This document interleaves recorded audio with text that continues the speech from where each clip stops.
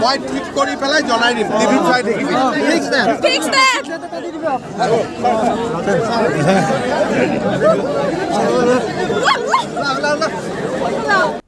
আপোনালোকে ইতিমধ্যে শুনিলে যে আসাম পুলিচৰ ফালৰ পৰা মুকলি কৰা আপোনালোকে AB UB কমাণ্ডো বেটেলিয়ান আৰু SR যিবোৰ পদ মুকলি কৰা হৈছিলে এই পদসমূহৰ ইণ্টাৰভিউ কেতিয়াকৈ আপোনালোকে অনুষ্ঠিত কৰা হ'ব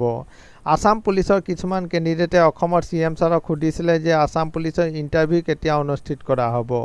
আৰু অসমৰ মুখ্যমন্ত্ৰী ছাৰক ঘোষণা কৰিছিলে যে আগতে আপোনালোকৰ জুলাই মাহত এই ইণ্টাৰভিউ অনুষ্ঠিত কৰা হ'ব বুলি কিন্তু আপোনালোকৰ বাৰিষা বতৰৰ কাৰণে আপোনালোকে এই ইণ্টাৰভিউ কেনচেল কৰা হৈছিলে আৰু আপোনালোকে জুলাই মাহৰ ভিতৰত আপোনালোকে আসাম পুলিচৰ ইণ্টাৰভিউৰ নতুন ডেট দিয়াৰ কথাও অসমৰ মুখ্যমন্ত্ৰী ছাৰে ঘোষণা কৰিছিলে আৰু অসমৰ মুখ্যমন্ত্ৰী ছাৰে জনাইছে যে আপোনালোকে শীঘ্ৰে আপোনালোকৰ আসাম পুলিচৰ ইণ্টাৰভিউ ডেট ঘোষণা কৰা হ'ব বুলি ইতিমধ্যে জনাইছে হয়তো জুলাই মাহৰ ভিতৰত আপোনালোকে এই ইণ্টাৰভিউ ডেট আপোনালোকক ঘোষণা কৰা হ'ব হয়তো আপোনালোকৰ আসাম পুলিচৰ যিবোৰ পদ আছিলে এই পদমৰ ইণ্টাৰভিউ আপোনালোকৰ ছেপ্টেম্বৰ মাহৰ পৰা আৰম্ভ হোৱাৰ সম্ভাৱনা আছে